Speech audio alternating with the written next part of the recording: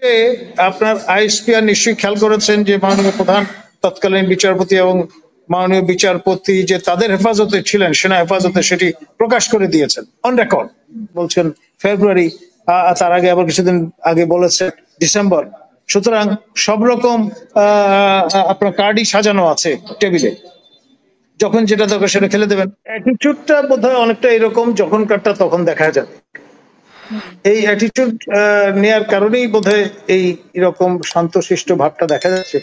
তবে এটা গ্যারান্টিড যে জুলাই সনদ বা চার্টার যেভাবে আমরা অভিহিত করি না কেন, এটি যখন থেকে কার্যকর হবে তখন থেকে বাংলাদেশের এই বর্তমান পরিস্থিতি পরিবেশ আর এরকম থাকবে না। আপনার খোল নিচে পাল্টে যাওয়ার সম্ভাবনা আছে পুরো রাষ্ট্র ব্যবস্থা, এটা নিশ্চিত। এবং সেই কারণেই কিন্তু আপনার আমার প্রিয় ছাত্র আপনার আবু সাইদ এবং মুগ্ধ তারা জীবন দিয়েছেন। সুতরাং জুলাই যেই তারিখে আপনার আবু সাইদ প্রাণ দিয়েছেন, আত্মোৎসর্গ করেছেন, অর্থাৎ 16 তারিখে যত মনে পড়ে আমার, সেই তারিখেই জুলাই ঘোষণাটি আসবে এমনটি আশা করা যায় বা অনুমান করা যায়। আসলে সমস্ত কিছু বদলে যাবে, এটা আপনার ধারণা? ডেফিনেটলি, কারণ এই বাংলাদেশে আর ভবিষ্যতে এইরকম থাকবে না। তো কিরকম বদলে যেতে পারে বলে আপনি মনে করেন আনুমানিক, বা জুলাই সনদটাতেও কিরকম হতে পারে, মানে কিরকম সিদ্ধান্ত আসতে পারে? দেখুন আপনার যে আমাদের সংবিধান নানান ভাবে কাটা ছেঁড়া করে যেই রূপ পরিগ্রহ করেছে, এটি হয়তো আর এইভাবে কার্যকর থাকবে না, এক। আর সেটি না থাকলে যেই সরকার এই সংবিধানের বলে এটার রেফারেন্সে ক্ষমতা এসছে, সেই সরকারও থাকবে না, এটাও বলা যায়। এবং নতুন সরকার গঠন করতে হবে নতুনতর সেই সনদের নিরীক্ষে।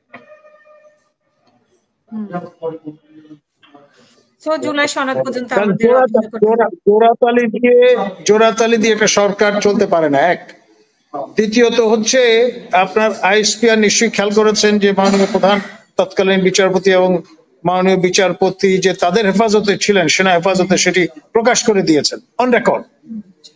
এখন তাদের বরাত দিয়ে যেই রেফারেন্স হাজির করা হয়েছে, সেইটার কার্যকারিতা নিয়েও কিন্তু এখন প্রশ্ন তোলার সুযোগ পাবেন অনেকে।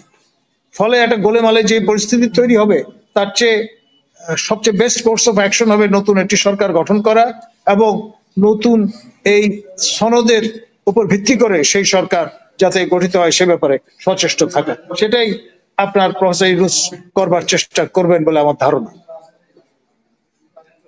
উনি এখন পর্যন্ত কোনো স্টেটমেন্ট দেননি কেন? মানে 2 দিন হয়ে গেছে। তিনি দেখুন, তিনি বড় মাঠের খেলোয়াড়, বড় ক্যানভাসের খেলোয়াড়। তিনি সিং ইজ বিলিভিং, এই তত্ত্বে বিশ্বাসী। সুতরাং নানান রকমের কথাবার্তা হয়তো তারা বলবেন ঘটনা ঘটবার আগে। এপ্রিল থেকে ফেব্রুয়ারিতে চলে আসলেন এক সপ্তাহের মাথায়। মানে আমি বলেছিলাম না, জামাতে ইসলামী সবচাইতে ডাইনামিক রাজনৈতিক দল বাংলাদেশে। They can know how to play according to the tune. Professor Yunus জামাতের কাছ থেকে হয়তো এটা শিখেছেন এবং সেই কারণে তিনিও ডাইনামিক হওয়ার চেষ্টা করছেন। একবার বলছেন জুন, একবার বলছেন এপ্রিল, এখন বলছেন ফেব্রুয়ারি, তার আগে আবার কিছুদিন আগে বলেছে ডিসেম্বর। সুতরাং সব রকম আপনার কার্ডই সাজানো আছে টেবিলে, যখন যেটা দরকার সেটা খেলে দেবেন। ফেব্রুয়ারি বলেছে আমাদের আপনার কোট অ্যান্ড কোট আল্লাহর ওলি আমাদের ডক্টর শফিক, তিনি বলেছেন যে ডিসেম্বরের আগেও পরেও যদি হয় তাদের কোনো, আগেও যদি হয় তাদের কোনো আপত্তি নেই। ও যে বিষয়টি লক্ষণীয় সেটি হচ্ছে যৌথ বিবৃতি আমরা তখনই বলবো অন পেপার, দুই পক্ষ থেকে স্বাক্ষর করা হবে। স্বাক্ষর কিন্তু করা হয়নি। সেই বিষয়টি নিয়ে প্রশ্ন তুলেছেন স্বয়ং মাননীয় প্রধান নির্বাচন কমিশনার। খেয়াল করেন, ইজুরো সেন্সে এটার কোনো ভ্যালিডিটি নেই যতক্ষণ পর্যন্ত স্বাক্ষরিত হচ্ছে তারিখ সহ। খেয়াল করেন, এক।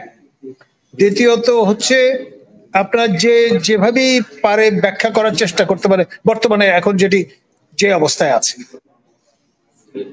আর আমি ব্যক্তিগতভাবে এই ট্র্যাপে পড়তে চাই না।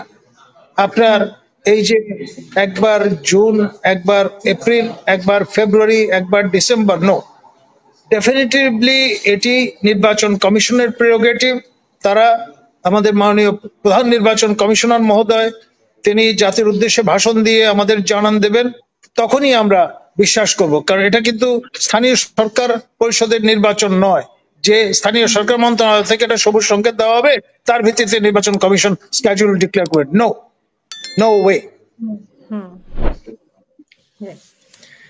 অসংখ্য ধন্যবাদ।